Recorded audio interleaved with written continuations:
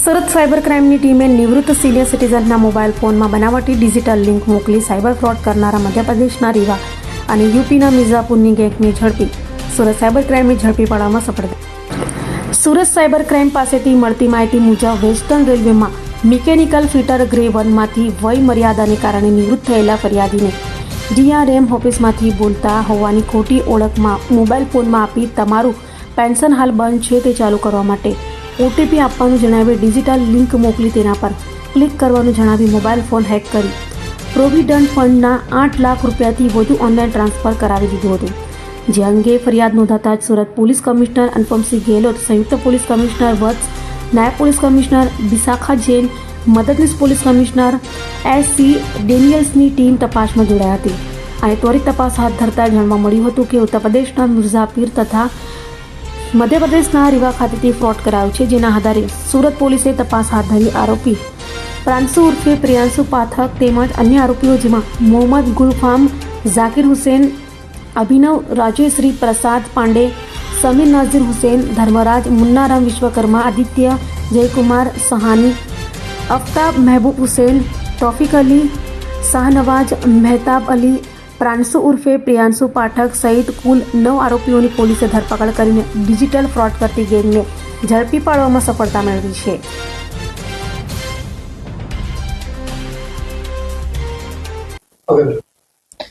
ગયા વર્ષમાં 30 નવેમ્બરના રોજ એક રેલવેના કર્મચારી નિવૃત્ત થયા હતા અને નિવૃત્ત થયા બાદ એમને પ્રોવિડન્ટ ફંડનું 28 લાખ જેટલા પૈસા એમને અકાઉન્ટમાં આવ્યા। એમાંથી 20 લાખ રૂપિયાની એફડી કરાવ્યા પછી 8 લાખ રૂપિયા એમને પોતાના ખર્ચ માટે સેવિંગ બેંક એકાઉન્ટમાં સાઈડમાં રાખેલા હતા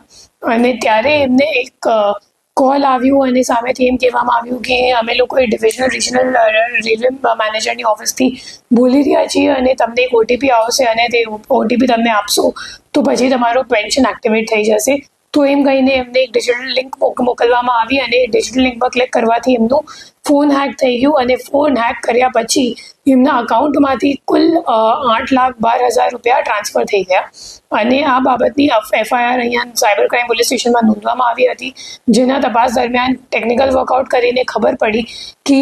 જે મુખ્ય આરોપી છે પ્રિયાંશુ એ રેવાનું છે અને જે 8,12,000 રૂપિયા હતા એમાંથી 3,17,000 જેટલા રૂપિયા ઉત્તર પ્રદેશ ગ્રામીણ બેંકમાં જે રીવાવાળી બ્રાન્ચથી હતી એમાં ટ્રાન્સફર થયા હતા। પછી એને પકડવા માટે આપણી ટીમ અહીંથી રીવા ખાતે રીવા ગઈ તો પછી ખબર પડી કે જે મુખ્ય આરોપી છે એ મિર્ઝાપુર જતો રહ્યો। પછી આ ઓપરેશન લાંબુ ખેંચાઈ ગયું અને અઠવાડિયા સુધી આ ઓપરેશન ચાલ્યું જેમાં મુખ્ય આરોપીને મિર્ઝાપુરથી ઝડપી પાડીને પૂછપરછ કરવામાં આવી અને પૂછપરછ દરમિયાન આ મામલો સામે આવ્યો કે રીવામાં એક ભાડાના મકાનથી એક આખી સાયબર ક્રાઇમની મોટી રેકેટ ચાલી રહી છે। પછી પ્રિયાંશુને લઈને અને લોકલ પોલીસની મદદ લઈને ત્યાં જઈને રેડ કરવામાં આવી અને ત્યાંથી 9 આરોપીઓની ધરપકડ કરવામાં આવી અને એમને પાસેથી કુલ 27 ફોન અને 3 લેપટોપ સિવાય ઘણા બધા debit card, sim card, credit card, passbook વગેરે પણ લેવામાં આવ્યું છે